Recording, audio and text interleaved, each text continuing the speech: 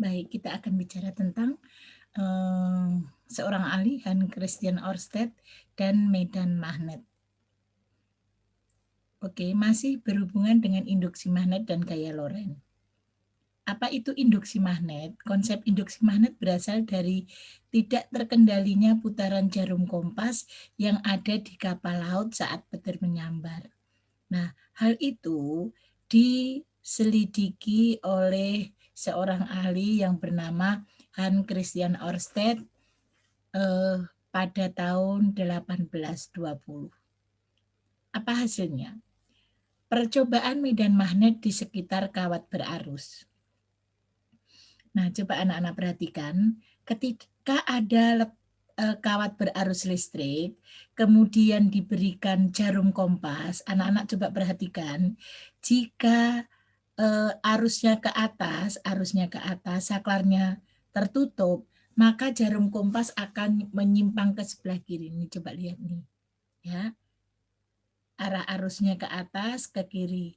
Jika arah arusnya ke bawah, nah dia akan menyimpang ke sebelah kanan. Letak jarum kompas ini berada di bawah kabel, di bawah kabelnya.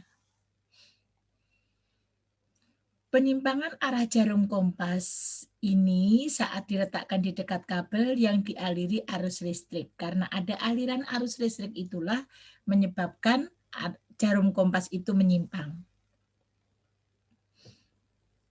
Nah, hal ini dikenal dengan percobaan Ørsted. Jadi penyimpangan arah jarum kompas saat diletakkan di dekat kabel atau di bawah arus listrik dan menyimpang. Itu pertama kali diselidiki oleh Hans Christian Ørsted. Nah, untuk mengetahui kemana arah medan magnetnya dan arah arusnya, dapat menggunakan kaidah tangan kanan. Seperti kemarin gaya Lorentz ya.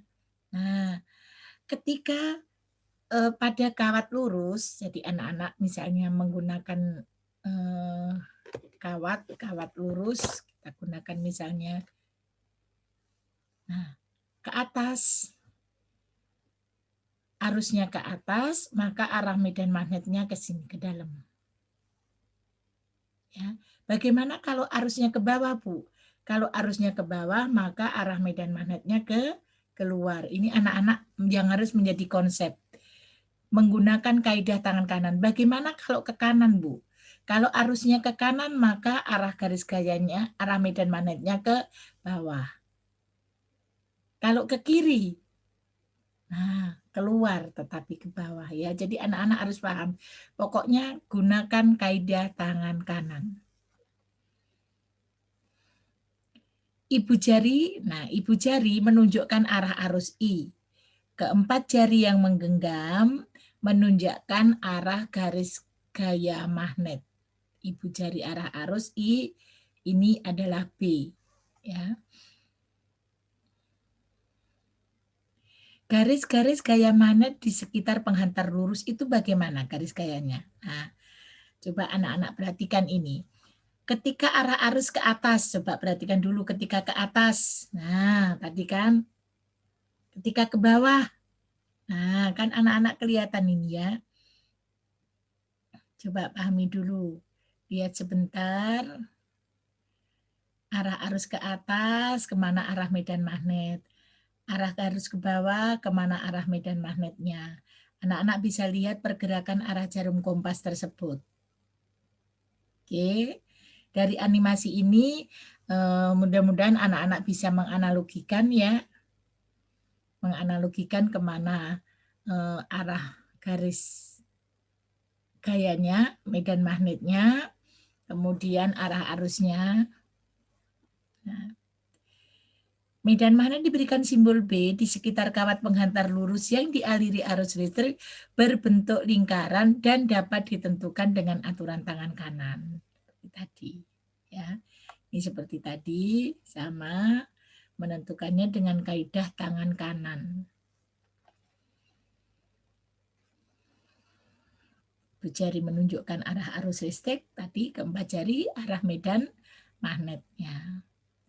Bagaimana kalau garis-garis gaya magnetik pada kumparan berarus solenoida? pada sebuah kumparan. Kalau tadi hanya pada kawat berarus kawat lurus.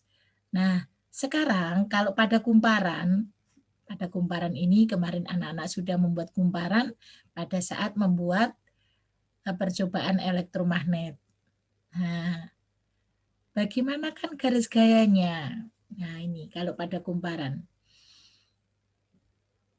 Ya, arah garis gayanya bagaimana? Kalau pada kumparan, karena kan kumparan melingkar, melilit. Nah, seperti ini arah garis gayanya. Ya. Kawat dengan arah arus keluar dari bidang, ini yang titik, ini keluar, arahnya keluar.